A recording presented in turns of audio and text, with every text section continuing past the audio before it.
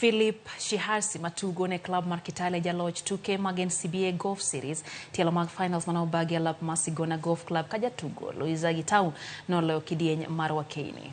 Shiharsy nonyiso kitugo maber kendo yudo points 77 mane omiye loch e kind jotugo maromo 108. Kidieny mar joma yawuoyi nobedo gi piem mapek ka jatugo mawuok e piny mar Uganda Peter Tamusime notieko e thuolo mokwongo e kind yawuoyi gi points 76. Cedric Konzolo matugo ne klab mar Kakamega Sports Club notieko e thuolo mar ariyo gi points 77. E kidieny mar Wakeini Luiza nobedo jaloch gi points 84 ka jatugo Jain Shah notieko e thuolo mar ariyo. Finals mag Sigona ema obedo tielo mogik mag tuke ma osebedi ka ibago e pacho ka.